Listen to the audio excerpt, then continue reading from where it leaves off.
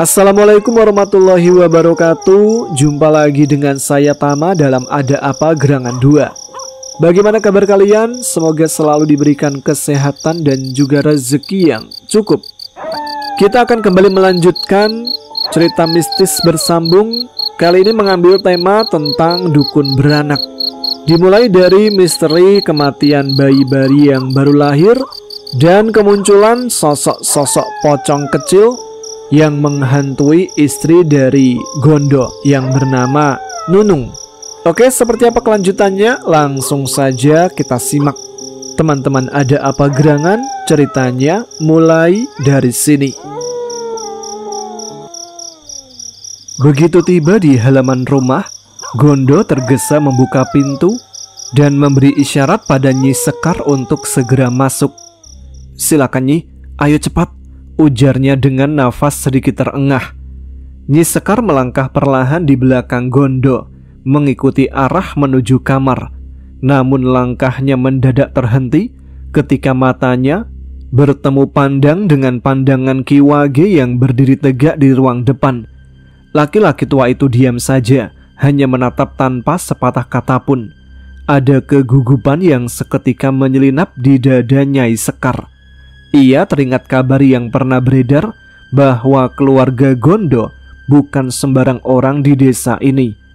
Mereka berasal dari kota dan dikenal cukup terpandang. Rasa sungkan yang disimpannya selama ini membuat langkahnya terasa berat. Sesaat ia menundukkan kepala, mencoba menutupi kecanggungan. Ketegangan kecil itu berlangsung singkat, karena tak lama kemudian Nyai Lasmi muncul di ambang pintu. Wajahnya penuh cemas, namun suaranya terdengar lembut ketika mempersilahkan. "Silakan masuk, Nyai." Meski demikian, tatapan Pak Wage dan Nyai Sekar masih saling bertemu, seakan ada sesuatu yang tak terucap. Udara di ruangan itu seketika terasa kaku. Rintihan lirih dari bilik segera memecah ketegangan. Suara Nunung memanggil penuh rasa sakit. Mendengar itu, Nyai Sekar buru-buru melangkah, meninggalkan Ki Wage yang tetap diam dengan tatapan penuh arti. "Bu, perutku sakit sekali," rintih Nunung lagi. Nyai Lasmi menoleh cepat ke arah bilik, lalu menyingkir memberi jalan. "Maaf Nyai, tolong bantu anak saya," ucap Nyai Lasmi dengan suara bergetar. Ia ikut menunduk hormat sebelum memberi jalan. Nyai Sekar mengangguk singkat, lalu masuk tanpa banyak bicara. Sesampainya di sisi ranjang, ia duduk di dekat Nunung. "Apa yang kau rasakan, Dok?" tanyanya pelan sambil memperhatikan wajah pucat sang ibu muda. Gondo yang sejak tadi berdiri gelisah memilih keluar ruangan. Ia menatap Mak Sekar sejenak, lalu berkata dengan suara penuh harap, "Tolong Mak, tolong selamatkan istriku." "Tenangkan dirimu, Le," jawab Mak Sekar sambil mengangguk singkat. "Kalau begitu saya pamit keluar dulu, Mak." Dengan langkah berat, Gondo meninggalkan kamar, menyerahkan sepenuhnya keadaan istrinya pada Mak Sekar. Belum jauh ia melangkah, ibunya tiba-tiba memanggil lirih dari pintu. "Le, kemari sebentar." Gondo segera menghampiri, mendapati ibunya berdiri di sisi bapaknya. Tanpa berkata apa-apa, ibunya lantas menggiringnya menuju dapur, dan Pak Wage pun ikut mengikuti dari belakang. "Ada apa, Bu?" tanya Gondo kebingungan begitu mereka sampai di dapur. Nyai Lasmi menatapnya serius. Suaranya ditekan agar tak terdengar ke dalam kamar. "Le, memangnya tidak ada dukun beranak lain di desa ini? Mengapa kau justru membawa Mak Sekar?" Gondo menelan ludah lalu menjawab dengan jujur. "Aku sudah pergi ke rumah Mbah Mari, Bu, tapi beliau tidak ada di rumah. Katanya sedang dipanggil orang ke desa sebelah." "Kalau begitu kenapa kau tidak menunggu?" Nada suara Nyai Lasmi meninggi. Jelas ia kecewa. "Bu, ini demi keselamatan Nunung. Aku gak bisa menunggu, entah sampai kapan Mbah Mari pulang. Darah terus keluar, Bu. Aku gak tega kalau harus melihat istri dan bayiku terancam." Wajah Nyai Lasmi masih tegang. Ia menoleh pada Pak Wage, lalu kembali memandang anaknya. Jelas terdengar getar kekhawatiran dalam nada suaranya. "Kamu ini bagaimana, Tole?" Suara Nyai Lasmi bergetar, nadanya terdengar campur antara panik dan jengkel. "Sudah tahu di desa ini ada dukun beranak ia lebih pintar, kenapa malah kamu membawa Mak Sekar kemari?" Gondo menahan nafas, mencoba bersuara tenang meski hatinya bergejolak. "Lalu salahku di mana, Bu? Aku hanya ingin memastikan Nunung segera tertolong. Bukankah Mak Sekar juga seorang dukun beranak?" Belum sempat Nyai Lasmi menjawab, Pak Wage ikut menimpali. "Maksud ibumu itu, Le, bila ada pilihan lain, tak harus buru-buru kau bawa.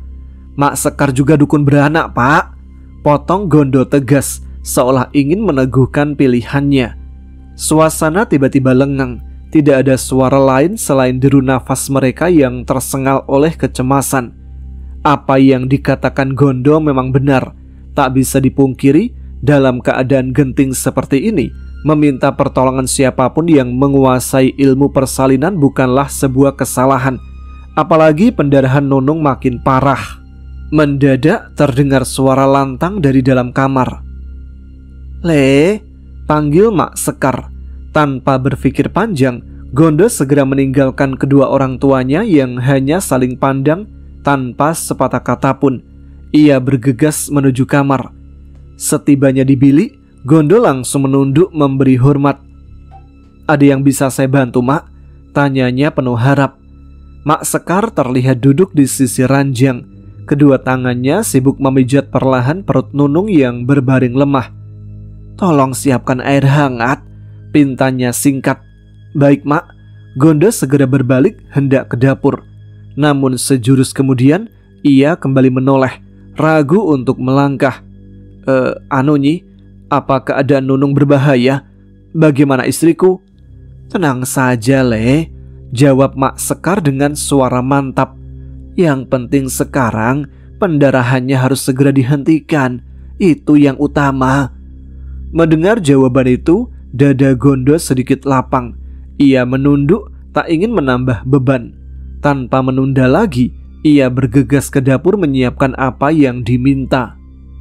Matahari kian merosot ke barat, cahaya sore menembus sela dinding rumah bambu. Tidak lama, Gondo kembali dengan sebuah baskom berisi air hangat yang mengepul tipis. "Letakkan di situ saja, Le," ujar Mak Sekar sambil bangkit dari sisi ranjang. "Iya, Mak." Gondo meletakkan baskom di dekat dipan. Ia hanya bisa berdiri termangu memandang wajah pucat istrinya yang kini sudah tidak lagi merintih keras. Mak Sekar merendam kain jarit ke dalam baskom, lalu mengangkatnya perlahan. Air hangat itu seketika berubah warna, memerah oleh darah yang melekat di kain. "Untung kamu sempat datang tepat waktu, Le," ucap Mak Sekar lirih sambil memeras jarit itu. "Kalau tidak..." Kalimatnya terhenti, menyisakan bayangan yang membuat Gondo menunduk pasrah. Beberapa saat kemudian, Mak Sekar menatapnya. "Pendarahannya sudah bisa aku kendalikan. Kau harus bersyukur, Le. Kedatanganku ke sini sudah diatur oleh sang pangeran." Gondo menahan air matanya, lalu mengangguk dalam-dalam. "Terima kasih, Mak. Terima kasih banyak." Ia meninggalkan kamar perlahan, membiarkan Mak Sekar terus sibuk merendam dan memeras kain di baskom. Suara rintian Nunung sudah tak terdengar lagi, hanya desah lemah, tanda ia mulai sedikit membaik. Di ruang depan, Gondo duduk bersisian dengan Pak Wage yang sejak tadi menunggu dengan wajah penuh kerut. "Le, apa enggak sebaiknya kamu pertimbangkan lagi nasihat Bapak? Pulanglah ke rumah. Di sana kau bisa menggarap sawahmu sendiri. Tidak perlu repot jadi buruh di tanah orang lain." Nyai Lasmi ikut menimpali.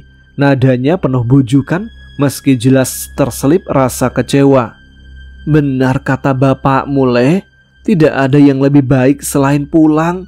Kenapa kamu tetap bersikeras kepala?" Gondo menatap lantai lalu menjawab pelan tapi mantap. "Tidak, Pak, Bu. Aku memilih tinggal di sini. Gondo hanya ingin berdiri dengan kaki Gondo sendiri." Nyai Lasmi menarik nafas panjang. Suaranya meninggi. Selalu itu alasanmu? Ibu sudah tidak tahu lagi harus bagaimana membujukmu. Kamu itu memang keras kepala, Ndok. Timpal Pak Wage lirih namun tajam. Maafkan saya, Pak, ucap Gondo dengan mata berkaca-kaca. Di tengah percakapan yang kian tegang, tiba-tiba terdengar salam dari luar. Kulonun. Suara itu membuat Pak Wage tersentak. Ia segera bangkit. Monggo. Ternyata sosok yang datang adalah Juragan Darso bersama Waluyo. Pak Wage terperangah, matanya membesar tak percaya. Darso? Beneran ini kamu? Juragan Darso tersenyum lebar, wajahnya sumringah. Betul, ini aku. Hahaha. Keduanya segera berpelukan erat seakan menembus jarak waktu yang lama. Sudah berapa tahun kita nggak ketemu ya? Tanya Pak Wage sambil memegang kedua bahu sahabat lamanya. Ya cukup lama Wage, jawab Juragan Darso sambil tertawa kecil. Tapi keadaan kita ini ya gini-gini saja, tidak lebih baik darimu. Wah Darso, kamu itu masih saja suka merendah. Pak Wage tersenyum lebar, suasana sejenak mencair. Juragan Darso lalu menghampiri Nyai Lasmi, menyalaminya dengan penuh hormat. Mbak Yu, aku baru kesini setelah Waluyo memberitahu kabar. Katanya menantumu akan melahirkan. Benar itu mas? Tanya Juragan Darso. Pak Wage hanya tersenyum menyisakan sedikit tawa. Hahaha, benar so. Sini, duduk. Pak Wage mempersilahkan. Ia sempat memerintah. Nyai, buatkan wedang. Namun Juragan Darso cepat menolak. Gak usah repot-repot Mbak Yu, aku cuma ingin memastikan keadaan. Ia lalu menoleh pada Gondo. Bagaimana kondisi Nunung, Do?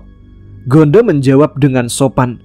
Syukur Juragan, kata Mak Sekar, pendarahannya sudah berhenti. Juragan Darso mengangguk, tapi matanya justru melirik tajam ke arah Pak Wage, seolah menyimpan maksud yang belum diucapkan. Memangnya Mbah Mari kemana, Ge? Tanya Juragan Darso dengan kening berkerut. Suaranya pelan, tapi jelas terdengar nada kecewa bercampur heran. Gondo yang sejak tadi duduk agak menunduk, segera menjawab dengan sopan. Tenaganya sedang dibutuhkan orang di desa sebelah Juragan. Katanya ada persalinan yang juga cukup gawat. Juragan Darso menarik nafas panjang, terdengar jelas helaan beratnya. Sesaat ia hanya memandang kosong ke arah lantai, lalu kembali menatap Pak Wage. Kapan kamu pulang Wage? Sudah lama sekali kau tidak kelihatan di Mintorogo. Pak Wage tersenyum tipis, wajahnya seolah lelah menahan segala beban. Nggak tahu so. Aku baru saja sampai dan langsung dihadapkan dengan keadaan menantuku yang seperti ini. Rasanya belum bisa memikirkan yang lain dulu. Dari sudut ruangan, Waluyo yang sejak tadi hanya diam mendengarkan, akhirnya buka suara. Ia melangkah maju, lalu menundukkan kepala memberi hormat. Juragan, kalau begitu saya mohon pamit, masih ada yang harus saya kerjakan. Kemudian ia menoleh pada Wage. Mari Pak. Lalu pandangannya beralih ke Gondo. Semoga gak ada apa-apa dengan istrimu Yando. Semoga selamat. Gondo mengangguk penuh terima kasih. Matur nuwun, makasih banyak ya yo. Kalau begitu saya permisi, ujar Waluyo. Ia pun segera melangkah keluar. Hati-hati di jalan yo, seru Gondo dari dalam rumah. Waluyo sempat menoleh sambil tersenyum, lalu mengacungkan jempolnya sebagai tanda semangat, sebelum akhirnya menghilang melewati pagar bambu di depan rumah. Di dalam ruangan, percakapan antara Pak Wage dan Juragan Darso masih terus berlanjut. Sesekali diselingi tawa kecil mengenang masa lalu. Walau suasana masih dibayangi kecemasan, pertemuan lama itu seakan memberikan sedikit kehangatan. Langit di luar mulai gelap, warna jingga bercampur kelabu merambat perlahan. Ketika suasana semakin teduh, Juragan Darso pun bangkit berdiri. Aku nggak bisa lama-lama di sini, Ge. Ada beberapa tempat lain yang harus kudatangi sebelum malam benar-benar turun. Ia merogoh saku celananya, lalu mengeluarkan beberapa lembar uang. Dengan wajah serius, ia menyodorkannya pada Gondo. "Do, ini sekedar untuk jaga-jaga. Kalau sewaktu-waktu kamu memerlukannya, jangan sungkan dipakai ya." Gondo langsung menggeleng, buru-buru menolak. "Tidak usah juragan, saya tidak bermaksud menolak, tapi saya masih bisa mengusahakan sendiri." Namun Pak Wage justru ikut menyaut. "Sudah Lando, anggap saja itu rezeki. Darso hanya ingin membantu." Juragan Darso tersenyum tipis, lalu kembali menyodorkan uang itu lebih dekat. "Iya Do, ambil saja.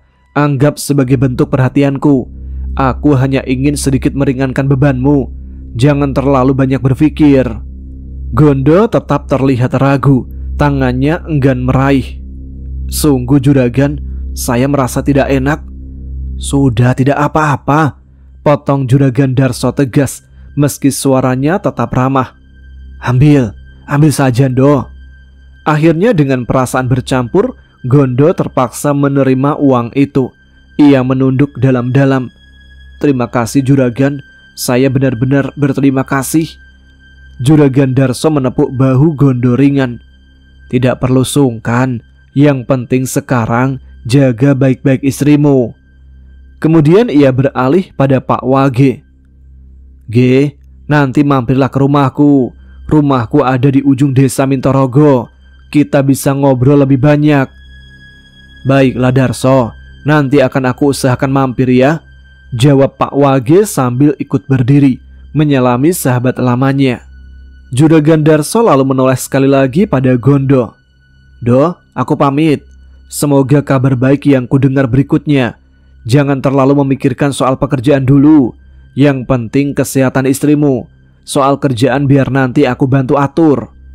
"Terima kasih banyak juragan," ucap Gondo dengan suara bergetar.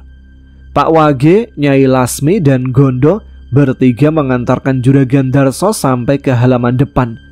Mereka menatap langkahnya yang perlahan menjauh, meninggalkan rumah itu dengan senyum hangat yang masih tersisa di wajahnya. Meski singkat, pertemuan itu telah meninggalkan kesan mendalam. Pak Wage tampak bahagia, seolah perjumpaan dengan sahabat lamanya sedikit menghapus beban yang ia pikul hari itu.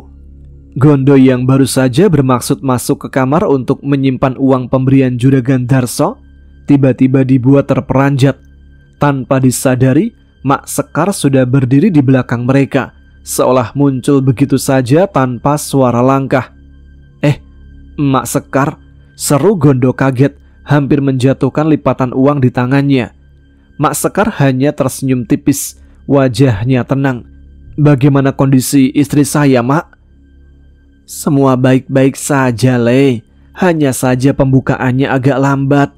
Dari tanda-tandanya, sepertinya istrimu sebentar lagi akan melahirkan." Mendengar itu, dada Gondo terasa sesak bercampur lega. Tanpa pikir panjang, ia segera masuk ke kamar, ingin memastikan keadaan Nunung dengan matanya sendiri. Kini di ruang depan hanya tersisa Pak Wage, Nyai Lasmi, dan Nyai Sekar. Ketiganya berdiri diam, seolah ada sekat tak kasat mata yang membuat lidah keluh.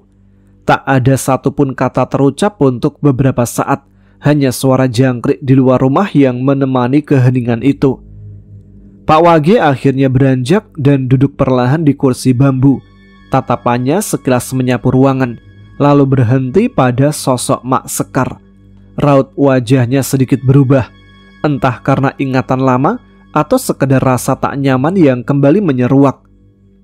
Nyai Lasmi yang rupanya tak tahan menanggung canggung, memilih menyusul Gondo ke kamar. Hingga kini hanya ada Pak Wage dan Mak Sekar yang tersisa di ruangan itu.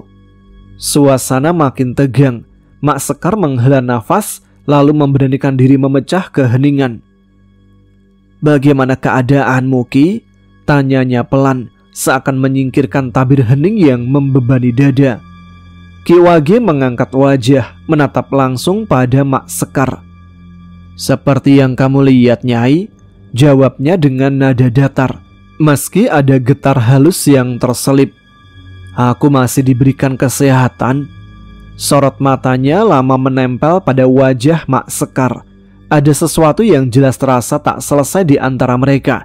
Sesuatu yang tak terucap tapi nyata menggantung di udara. Mak Sekar mencoba bertahan walau tatapannya sesekali menghindar.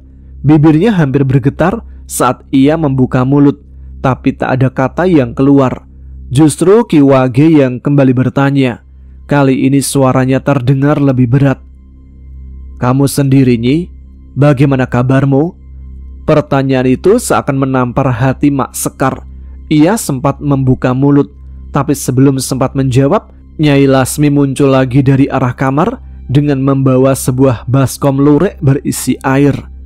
Langkahnya membuat suasana yang tadinya tegang seakan mencair perlahan. Tidak lama, Gondo juga menyusul keluar dari kamar. Wajahnya tampak sedikit lega. Ia segera menghampiri Mak Sekar. "Berapa lama lagi, Mak?" Tanyanya penuh harap, mencoba menutup ketegangan yang tadi terasa. "Tidak akan lama, Le," jawab Mak Sekar lembut. "Mungkin malam nanti aku akan kembali untuk membantu prosesnya." Gondo mengangguk cepat. "Kalau begitu, saya mohon maaf dan terima kasih, Mak." Mak Sekar berdiri merapikan kain jarit di bahunya. "Kalau begitu, saya pamit dulu. Malam nanti saya datang lagi." "Baiklah, Mak, saya tunggu kedatangannya malam ini di rumah," kata Gondo seraya mengantar Mak Sekar sampai ke depan pintu.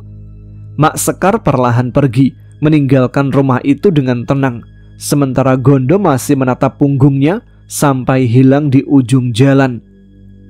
Malam perlahan merayap, menendang sisa cahaya petang yang tadi sempat menggantung di langit. Nunung tertidur setengah sadar, tapi telinganya menangkap samar suara yang terasa jelas sekali memanggil namanya. "Nung." Suara itu lirih seperti berdesah dari kejauhan. Mata Nunung terbuka setengah. Ia menoleh pelan, dan di dekat pintu terlihat Gondo, suaminya, tertidur duduk di kursi kayu. Kepala Gondo miring ke samping, seakan lelah sekali hingga terlelap begitu saja. "Nung." Suara itu kembali terdengar. Kali ini lebih jelas, membuat bulu kuduk Nunung berdiri. Ia pasang telinga, mencoba memastikan dari arah mana suara itu datang. "Nung." Refleks ia ingin membangunkan Gondo. Tangannya sudah bergerak hendak menyentuh bahu suaminya. "Mas, Mas," panggilnya pelan. Namun langkah itu urung ia lakukan. Gondo kelihatan benar-benar lelah, mungkin tertidur pula setelah seharian menunggunya. Hati Nunung tak tega membangunkan suaminya. Ia pun hanya bersandar mencoba menenangkan diri. Satu-satunya penerangan di kamar hanyalah lampu minyak kecil di atas meja kayu. Cahayanya temaram, cukup membuat ruangan terlihat samar. Dalam temaram itu, ia yakin betul tak ada siapa-siapa di depan pintu. Lalu siapa yang barusan memanggilku? Hatinya mulai resah. Belum sempat ia menjawab pertanyaan dalam pikirannya, tiba-tiba angin kencang menyusup dari pintu depan. Suaranya menderu seperti ada sesuatu yang mendorong daun pintu terbuka lebar. Dan pintu depan benar-benar terbuka. "Mas, Mas Gondo," panggilnya panik. Belum sempat ia bergerak, lampu minyak yang tadi menyala tiba-tiba padam. Sekonyong-konyong kamar jadi gelap gulita. "Mas, Mas Gondo." Suara Nunung bergetar. Tangannya meraba-raba sisi tempat tidur, mencoba membangunkan suaminya. Tapi tangannya hanya menyentuh kain jarit dan tilam. Dalam panik ia merogoh ke meja. Untung saja jari-jarinya berhasil menemukan korek kapuk. Dengan tergesa ia memutarnya. Percikan api kuning menyala, berpendar di jari Nunung. Cahaya kecil itu memberi sedikit keberanian. Apakah di luar mau turun hujan? Batinnya bingung dengan angin yang begitu kencang tadi. Kenapa anginnya kuat sekali? Ia berjalan perlahan menuju meja. Tangan kiri menahan perutnya yang sudah besar. Tapi begitu hendak menyalakan lampu minyak, hembusan angin kencang kembali menyapu. Api di tangannya padam. "Mas," panggilnya semakin panik. Nunung buru-buru memantik korek lagi. Baru setelah api muncul, Ia cepat menyulut sumbu lampu minyak. Namun betapa terkejutnya ia. Kursi kayu di dekat meja kosong. Suaminya sudah tidak ada di sana. "Mas Gondo? Mas, kamu di mana?" teriaknya setengah histeris. Angin yang tadi menderu kini lenyap begitu saja. Alam kembali sunyi, seakan tak terjadi apa-apa. Tapi pintu depan masih terbuka lebar. Nunung yakin suaminya mungkin keluar tanpa menutup pintu. Ia berdiri di ambang pintu. Lampu damar di tangannya bergoyang-goyang ditiup angin malam. "Mas Gondo, kamu kemana?" Sambil menghela nafas, ia bergumam lirih. Kenapa kencingnya lama sekali? Ia tahu betul itu kebiasaan suaminya kalau malam. Dengan hati-hati, ia melangkah ke sisi kiri rumah. Tangannya merapat ke nyala api supaya tidak padam. Namun langkahnya seketika terhenti. Di hadapannya berdiri sosok yang ia kira Gondo. Sosok itu mematung tak bergerak. Punggungnya menghadap ke arahnya. "Mas, ayo masuk mas." Namun tidak ada jawaban. Sosok itu tetap berdiri membeku. Nunung mendongak melihat langit malam yang penuh bintang. Tidak ada tanda hujan, tidak ada mendung. Lalu angin apa yang tadi masuk begitu kencang? "Mas," panggilnya lagi. Tapi ketika cahaya lampu minyak menyorot lebih jelas, jantungnya seakan berhenti. Itu bukan Gondo. Sosok yang ia lihat ternyata tubuh terbungkus kain kafan putih, menyisakan wajah terbuka penuh ngeri. Pocong!" Lampu di tangannya tiba-tiba padam. Dengan tubuh gemetar, ia berlari tunggang langgang masuk ke dalam rumah. Pintu dibiarkan terbuka. Ia langsung naik keranjang, merangkak dan menutupi wajah dengan bantal. Nur. Suara desah itu terdengar lagi. Kali ini begitu dekat. "Mas, aku takut mas." Nunung menjerit, tubuhnya menggigil. "Nur, ini aku." Dengan perlahan, ia geser bantal dari wajahnya. Hatinya berharap itu betul suara Gondo. Tapi matanya membelalak lebar. Kursi kayu kosong, tidak ada siapa-siapa di sana. Jantungnya berdegup kencang. Bau anyir tiba-tiba menyeruak. Begitu menusuk hidung. Dari arah belakangnya terdengar suara berat, seperti ada benda keras dibenturkan ke tanah. Dengan tangan gemetar, Nunung menoleh. Seketika ia menjerit dalam hati. Pocong berdiri di samping ranjang. Wajahnya hancur, kulitnya mengelupas, menatapnya tanpa berkedip. "Aku mau bayimu, Nung." Ya Allah, tubuh Nunung semakin lunglai. Ia ingin berteriak tapi mulutnya terkunci. Dengan sisa tenaga, ia memejamkan mata rapat-rapat, memeluk bantal erat-erat. Mulutnya komat kamit membaca istighfar. Perlahan bau anyir itu menghilang. Hening kembali menyelimuti ruangan. Tapi belum sempat ia lega, suara anjing menggonggong menggema dari kejauhan. Hatinya semakin berdesir. Seingatnya, tidak ada warga desa Mintorogo yang pelihara anjing. Semakin lama suara itu semakin dekat, hingga tiba-tiba terdengar jelas tepat di samping rumahnya. Bagaimana mungkin secepat itu? Desahnya panik. Ia ingin kembali menutup wajah dengan bantal, tapi tubuhnya membeku. Di samping ranjang sudah ada sosok pocong lain. Kali ini berbaring, bersedekap seperti mayat yang siap dimakamkan. Nunung pun berteriak sekuat tenaga. Wajah pocong itu hitam legam, kapas menutup lubang hidungnya. Benar-benar seperti mayat. Teriakan Nunung bercampur dengan gonggongan anjing yang terasa ada di dalam kamar. Perutnya tiba-tiba bergerak-gerak. Bayi dalam kandungannya seperti memberontak hendak keluar. Cairan hangat mengalir membasahi kain jaritnya. "Ya Allah, perutku!" jeritnya. Tiba-tiba lehernya terasa dicekik sesuatu yang tak kasat mata. Nafasnya tersengal, matanya terbelalak. Dan tepat saat itu, pocong yang tadi berbaring kini duduk tegak. Lehernya menoleh ke arah Nunung dengan cepat. Nung, "Bangun, Nung!" Seseorang mengguncang tubuhnya. Suara itu suara Gondo. Nunung membuka mata terkejut, langsung terduduk. Nafasnya memburu, dadanya naik turun cepat, tangannya memegangi leher. "Mas, ada pocong, Mas!" Suaranya bergetar hebat. "Pocong apa, Nung?" Gondo panik. "Aku lihat sendiri, Mas. Itu bukan mimpi." "Tidak, Nung. Itu mimpi." Gondo berusaha menenangkan istrinya.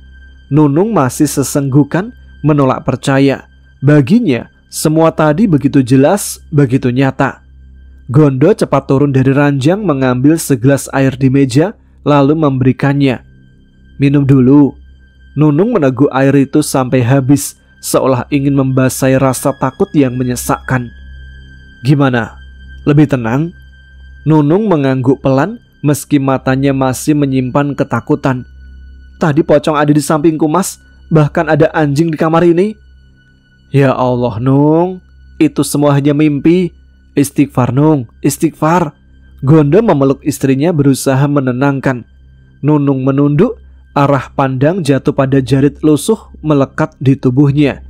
Matanya membelalak, tangannya bergetar. "Mas, darah, Mas." Suaranya lirih, parau penuh rasa takut. Gondo yang duduk di sampingnya langsung menoleh cepat. Ia menunduk, mencoba meyakinkan istrinya. "Bukan, Nung.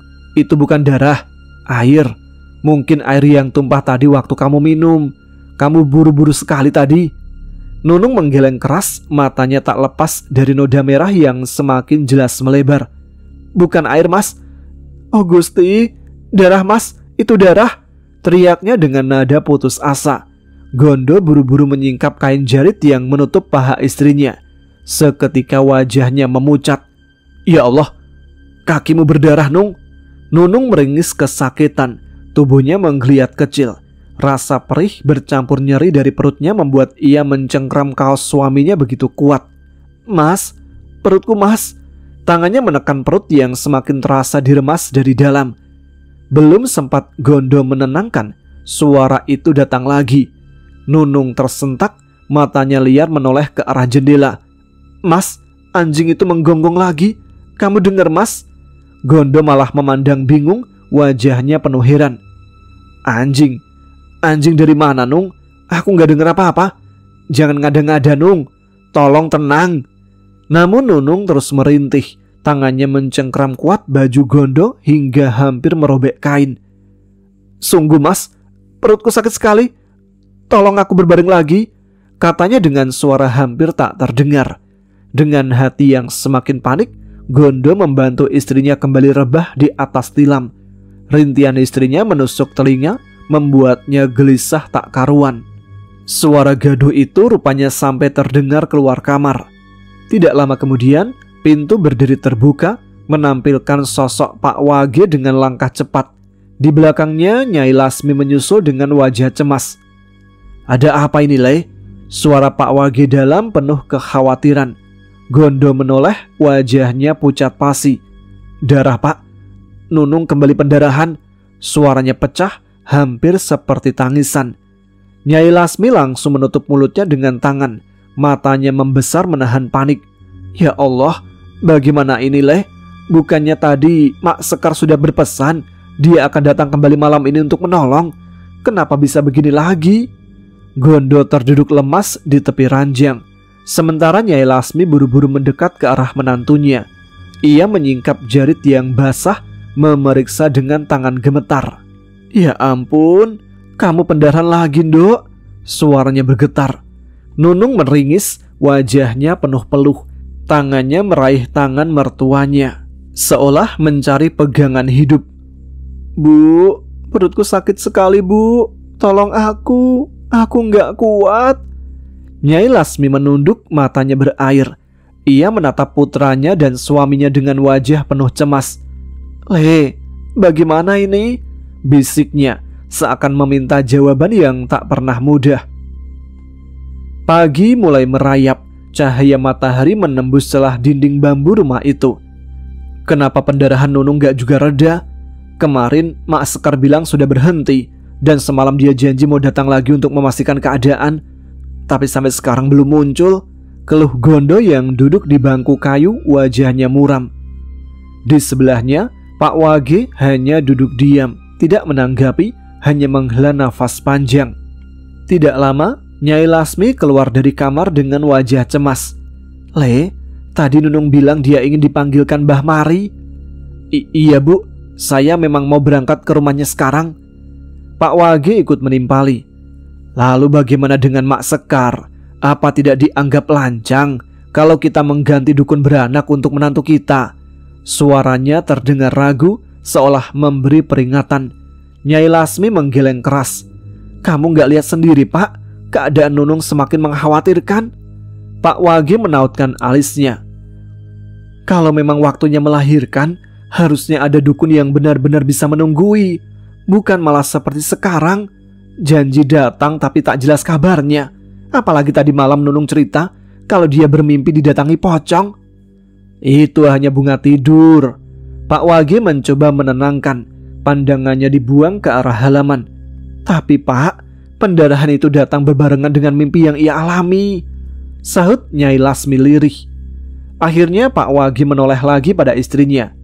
"Sebenarnya kapan Nunung akan melahirkan, Nyai?" "Itulah yang membuatku gelisah. Kalau ada dukun yang bisa menemaninya di sini, paling tidak kita tidak akan segelisah ini," ujar Nyai Lasmi, kemudian ikut duduk di samping Gondo. "Pak, Bu, kemarin Nunung pendarahan karena jatuh. Katanya ia melihat pocong di barisan pengiring mayat. Malam tadi juga begitu. Ia mengaku melihat pocong."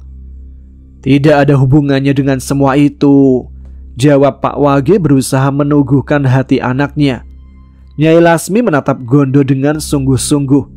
"Le, kamu sudah mempertimbangkan permintaan kami?" Gondo menggeleng pelan. "Tidak Pak, saya dan Nunung sudah sepakat. Ia akan melahirkan dan merawat anak kami di rumah ini."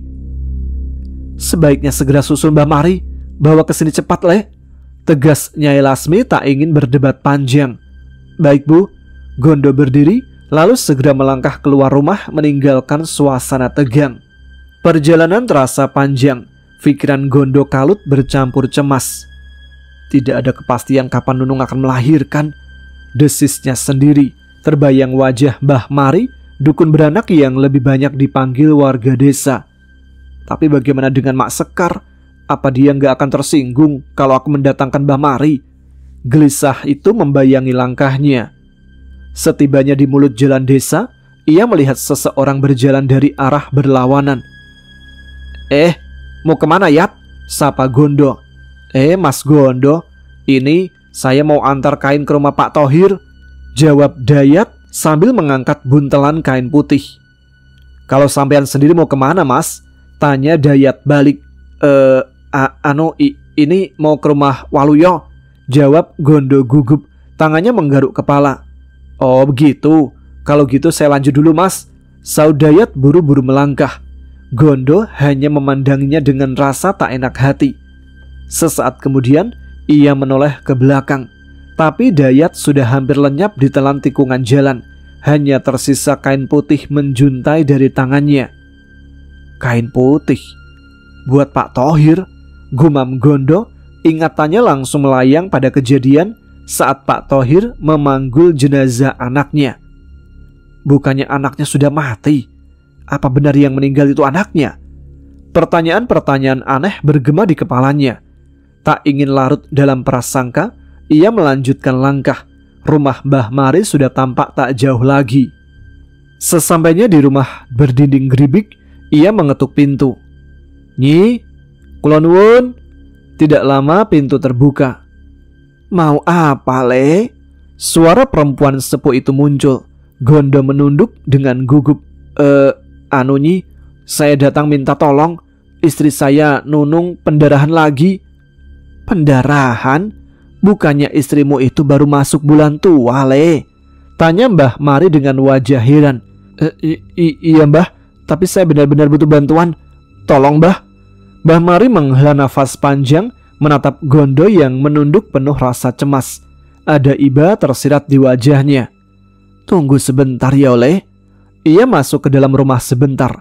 Meski sudah sepuh, wajahnya nyaris tak keriput.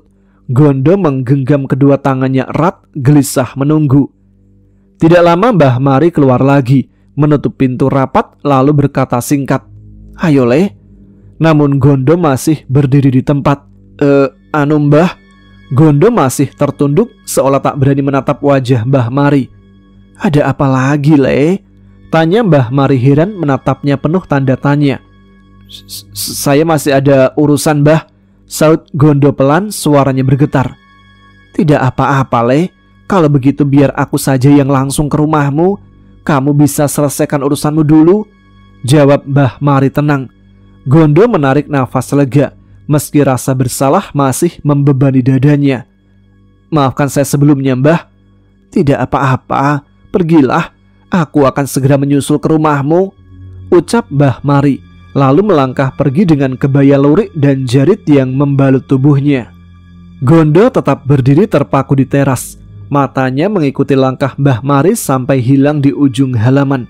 Namun bukan kebahagiaan yang ia rasakan, melainkan semakin dalam rasa cemas yang menghantui. Ada sesuatu yang harus ia tuntaskan. Perlahan Gondo melangkah, tapi bukan ke arah rumahnya. Ia malah memilih jalan berlawanan. Tak lama kemudian, ia sudah berdiri di depan pintu rumah Mak Sekar. "Mak, kulon wun." Pintu berdiri terbuka. Di ambang pintu, Mak Sekar berdiri menatap Gondo yang menundukkan kepala dalam. "Aku sudah tahu," ucapnya datar.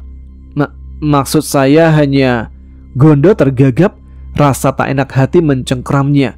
Ia sadar betul telah mendatangi Mbah Mari lebih dulu karena permintaan istrinya. "Tidak apa-apa kalau Mari yang melanjutkan, itu bukan masalah Le." Suara Mak Sekar terdengar tenang, tapi justru membuat Gondo semakin merasa bersalah. "Sungguh saya tidak enak hati Mak, tetapi memang ini..." Aku tahu. Tidak usah merasa bersalah begitu," potong Mak Sekar. Gondo merapatkan kedua telapak tangan di depan dada, tanda memohon maaf. "Saya sungguh minta maaf Mak, kurang elok rasanya kalau saya mengganti dukun beranak yang sudah membantu." "Tidak apa-apa Le," ucapannya singkat, berulang tapi dingin. Mak Sekar mencoba merendahkan hati meski jelas terasa getir. "Sejelek-jeleknya pekerjaan seorang dukun, lebih hina lagi kalau digantikan oleh dukun lain. Tapi itu sering terjadi, sudah biasa bagiku Le." Ucapan itu membuat dada Gondo sesak. Ia tahu betul Mak Sekar tersinggung. "Pulanglah, kehadiranmu di rumah pasti lebih dibutuhkan daripada berlama-lama di sini," lanjut Mak Sekar. Mak." Gondo merogoh saku, mengeluarkan beberapa lembar uang. "Ini sekedar tanda terima kasih saya karena Emak sudah menolong istri saya semalam." Mak Sekar menatap uang itu dengan sorot dingin. "Untuk apa berterima kasih? Aku tidak melakukan apa-apa Le." "Mohon Mak, terimalah," pinta Gondo dengan nada memaksa. Namun Mak Sekar menggeleng. "Simpan saja uangmu, itu lebih berguna untuk istrimu yang mungkin sebentar lagi melahirkan." Gondo hanya bisa menunduk, semakin terhimpit rasa bersalah. "Saya sungguh minta maaf Mak, saya hanya..." Ia tak sanggup berkata jujur bahwa kedatangan Mbah Mari adalah permintaan Nunung. "Iya Le, tidak apa-apa," jawab Mak Sekar tersenyum kecil. Senyum yang tampak ikhlas meski jelas hatinya tidak demikian. "Kalau begitu saya pamit Mak." "Iya Le, pulanglah, istrimu lebih butuh kamu sekarang." "Mari Mak." Mak Sekar mengangguk dengan senyum yang dipaksakan, lalu menatap Gondo sampai langkahnya lenyap. Ia masih berdiri di ambang pintu, wajahnya datar seolah sama sekali tak tersinggung. Namun ketika akhirnya melangkah masuk, pintu itu ditutupnya dengan keras. Pintu tertutup rapat, tapi hati Mak Sekar tak serapat itu untuk memaafkan Gondo.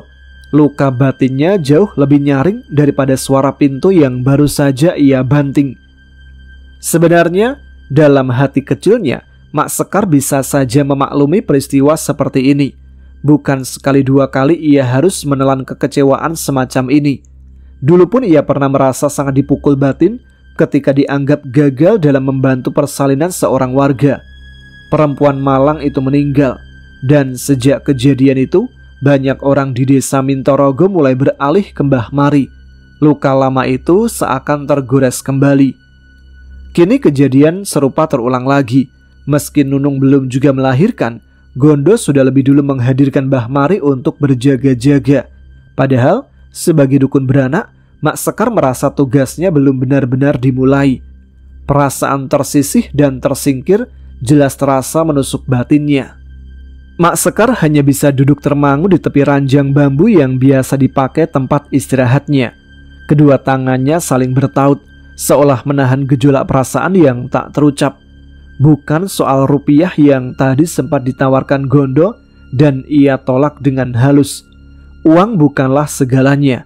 Yang jauh lebih menyakitkan adalah kenyataan bahwa dirinya sekali lagi digantikan oleh orang lain.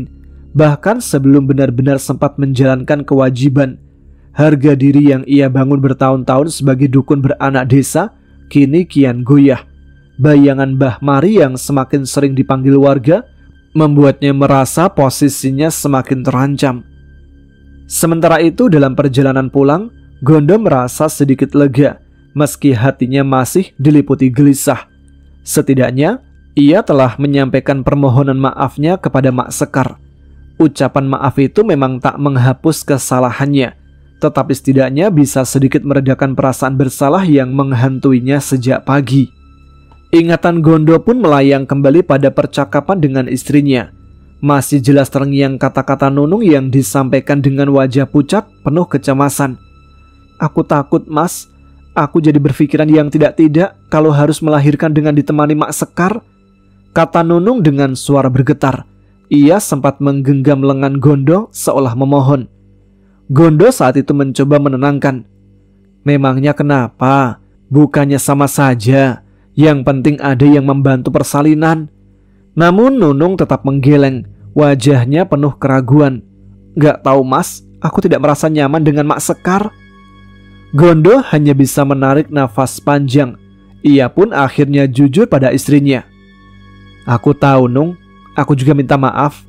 Waktu itu aku mendatangkan Mak Sekar bukan karena aku gak mendengar permintaanmu, tapi karena aku panik. Saat itu pikiranku buntu. Apalagi aku tahu Mbah Mari sedang sibuk membantu warga lain." Ia lalu meraih tangan istrinya, menggenggam erat, menyalurkan rasa tulus yang ingin ia sampaikan. "Percayalah, Nung, aku tidak bermaksud mengabaikanmu. Aku hanya takut sesuatu terjadi padamu dan anak kita." Nunung menatap suaminya dengan mata berkaca-kaca. "Mas, maafkan aku juga. Bukan maksudku membuatmu serba salah." Gondo menggeleng lembut. "Gak apa-apa, Nung. Kalau memang kamu lebih tenang ditemani Mbah Mari, aku akan mendatangi Mak Sekar dan minta maaf padanya. Meski aku tahu mungkin hatinya akan tersinggung." Hening sejenak menyelimuti kamar itu. Nunung lalu berbisik lirih. "Maafkan aku, Mas. Aku benar-benar tidak bermaksud menyudutkanmu." Dengan senyum tipis, Gondo menunduk lalu mengecup kening istrinya dengan penuh kasih. Di rumah Gondo, suasana semakin menegangkan. Mbah Mari yang sudah dikenal sebagai dukun beranak cekatan langsung bergerak begitu tiba. Gerakannya terlihat mantap. Setiap pijatan yang ia lakukan menunjukkan pengalaman panjangnya. Nunung merintih sambil menggenggam erat ujung kain. Tubuhnya melengkung ketika Mbah Mari menekan lembut bagian perutnya. Mbah Mari melirik sebentar lalu bergumam lirih. "Kembar darah." Ia segera menambahkan dengan nada menenangkan. "Hal seperti ini wajar, Nduk. Jangan khawatir. Hanya saja mungkin bayimu akan lahir lebih cepat dari waktunya." Dari sisi lain, Nyai Lasmi datang sambil membawa baskom blirik berisi air hangat. Wajahnya penuh kecemasan. "Bagaimana keadaannya, Nyi?" tanyanya buru-buru. Mbah Mari menerima baskom itu, kemudian membasuh tangannya sebentar sebelum melanjutkan pijatan di sisi perut Nunung. "Kemungkinan malam ini bayi itu akan lahir. Anak pertama biasanya butuh waktu panjang untuk mencari jalan keluar," ucapnya tenang meski keringat mulai mengalir di keningnya. "Benturan keras yang dialaminya membuat janin harus lahir lebih cepat. Lanjutnya dengan suara tetap datar. Nyai Lasmi makin gusar, nadanya gemetar. Apakah berbahaya, Nyi? Mbah Mari menoleh sebentar, lalu tersenyum tipis meski peluh terus menetes. Tidak, percayalah, semua akan baik-baik saja.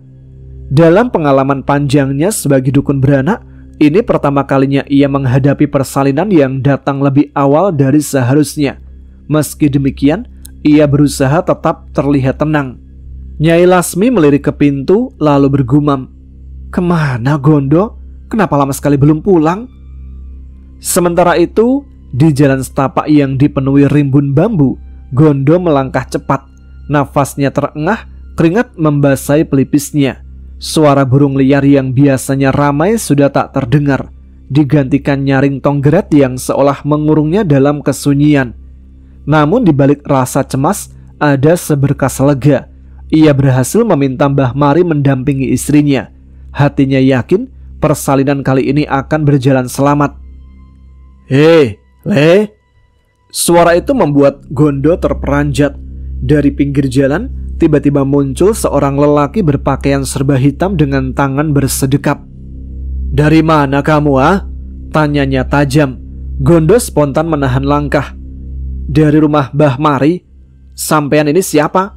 Ia beranikan diri bertanya meski jantungnya berdegup kencang. Lelaki itu melangkah pelan mendekat. "Kenapa kamu masih saja menggunakan jasa Mbah Mari? Itu berbahaya untuk istrimu, juga untuk anakmu." Gondo tersentak. Rasa lega yang tadi sempat hadir kini berganti kecemasan. "Maksudnya berbahaya bagaimana, Ki?" Lelaki itu menegakkan tubuh lalu memperkenalkan diri dengan singkat. "Aku Ki Pardi. Ada hal yang harus kau ketahui." Gondo menelan ludah, melangkah setapak lebih dekat. "Ayo, ikut denganku," ujar Ki Pardi sambil berbalik. Ia berjalan tanpa menoleh, wajahnya tetap tersembunyi dalam bayang-bayang. "Tunggu dulu, apa maksud sampean? Bahaya apa yang dimaksud? Di mana bahayanya?" Gondo berusaha mengejar, tetapi jawabannya tak kunjung didapat. "Itu gubukku. Mari singgah sebentar, nanti kau akan faham," sahut Ki Pardi sambil menunjuk ke sebuah bangunan sederhana di sela pepohonan. Perasaan penasaran bercampur resah membuat Gondo tak bisa menolak. Langkahnya tetap mengikuti meski hatinya bergemuruh. Saat melewati rimbun bambu, ia bergumam dalam hati, "Sejak kapan ada gubuk di hutan ini? Aku sering lewat jalan ini, tapi gak pernah melihatnya." "Masuklah," suara Ki Pardi terdengar tiba-tiba dari balik bahunya. Gondo semakin terkejut. Lelaki itu lalu berkata, "Tidak perlu sungkan. Aku sudah lama tinggal di sini sebagai penganyam keripik." Barulah Gondo memperhatikan tumpukan bilah bambu di sekitar rumah itu. Semua tampak alami, seakan memang sudah lama berdiri. Ia duduk di tikar usang di hadapan Ki Pardi. Lelaki itu mengusap janggut panjangnya yang keabu-abuan, lalu berkata pelan, "Perempuan pemuja iblis itu sangat berbahaya, Le." "Berbahaya?" ulang Gondo, matanya membesar. "Ya, Mbah Mari harus tanggung jawab atas banyaknya kematian bayi di desa ini." Gondo terdiam, mencoba menatap lebih jelas wajah Ki Pardi. Ada bekas luka di wajah hitam itu, membuatnya tampak menyeramkan. Namun tak ada sesuatu yang benar-benar aneh selain itu. Dalam hati Gondo bertanya-tanya, siapa sebenarnya Ki Pardi? Kenapa aku tak pernah sekalipun mendengar namanya? Juga tak pernah melihat gubuk ini meski sering lewat jalan bambu ini. Ki Pardi kembali bicara. "Kebetulan sekali aku bertemu denganmu." Ia tersenyum lebar, samar sambil mengusap janggutnya lagi.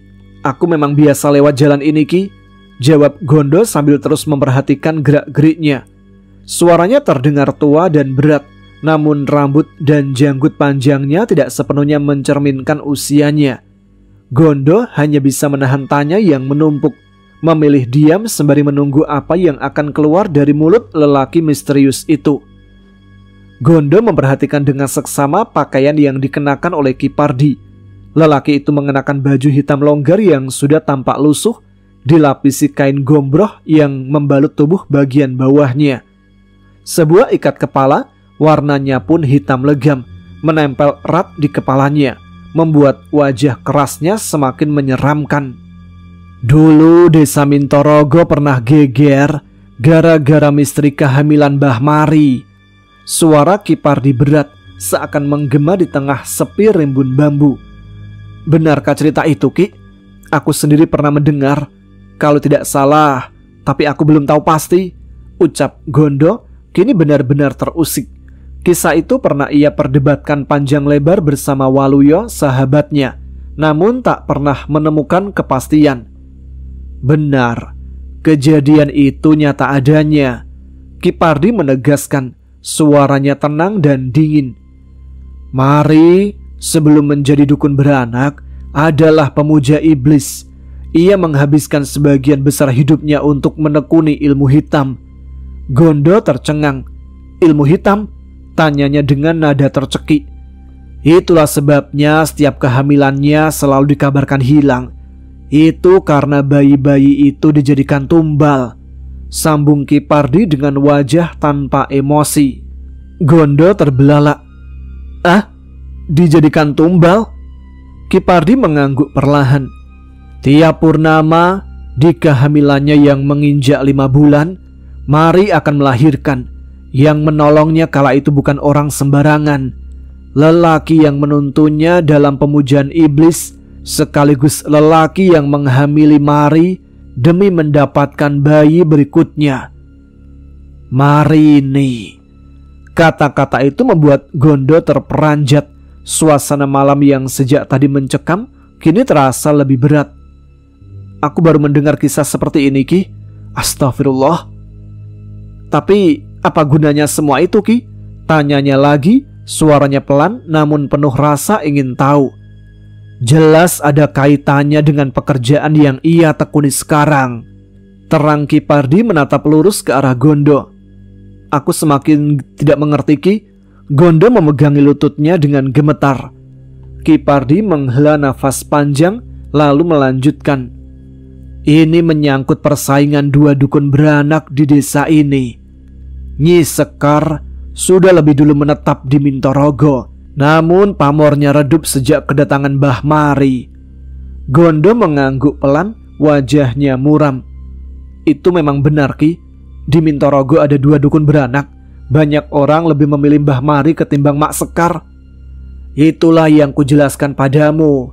Orang-orang memilih Mbah Mari bukan semata karena kemampuannya, melainkan karena pengaruh gaib yang menyertai dirinya. Semua sudah termakan oleh ilmu pengasihan yang melekat pada tubuhnya.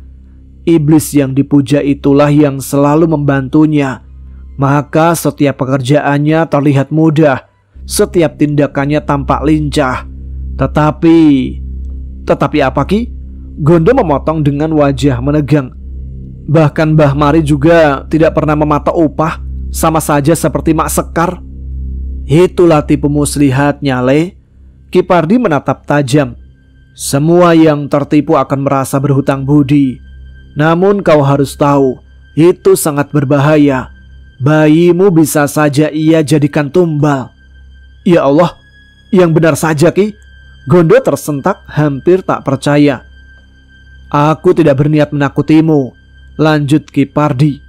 Tapi semua yang kuceritakan tadi harus kau pertimbangkan dengan matang. Hening sejenak, angin malam menyapu dedaunan bambu, menambah dingin yang menyelinap ke tulang. Sebagai dukun beranak, banyak syarat yang harus dipenuhi agar ilmunya sempurna. Namun bila mengingat silsilah keluarga Mari, ia bukan berasal dari garis keturunan dukun sejati. Ilmu yang dipelajari bukan warisan, melainkan jalan hitam yang ditempuhnya sendiri. Gondo menelan ludah. Cerita ini sejak kapan, Ki? Ki Pardi menunduk sebentar. Ia berkata lirih. Semua terjadi ketika Mari masih muda. Desa Mintorogo kala itu masih berupa daerah terpencil. Sebagian besar wilayahnya dipenuhi hutan lebat. Waktu itu bumi pertiwi masih dalam gejolak besar. Malam kelam menelan desa, penduduk yang jumlahnya tak seberapa berlarian meninggalkan rumah mereka. Bahkan mereka sendiri tak tahu jelas apa yang terjadi. Yang mereka tahu hanya satu, mereka harus segera bersembunyi. Ada sekelompok orang dengan senjata tajam yang datang untuk menebas leher siapapun yang ditemui. Semua orang panik. Mereka meninggalkan rumah tanpa sempat membawa apapun, tidak terkecuali keluarga Mari. Sayang sekali, ayahnya tewas lebih dulu. Ia mencoba melawan dengan sebilah parang, namun jumlah musuh terlalu banyak. Tubuhnya jatuh berlumuran darah, sementara Mari kecil hanya bisa menangis histeris. Oke teman-teman, sampai sini dulu episode kali ini. Kita akan lanjutkan cerita dari dua dukun beranak yang kemungkinan bersaing di desa Mintorogo pada episode selanjutnya. Terima kasih untuk kalian yang sudah menyimak episode kali ini. Terima kasih juga segala supportnya. Jangan lupa untuk tuliskan komen dan tunjukkan eksistensi kalian. Sekarang saya Tama harus pamit. Kita jumpa lagi di episode selanjutnya. Tetap semangat, jaga kesehatan. Wassalamualaikum warahmatullahi wabarakatuh.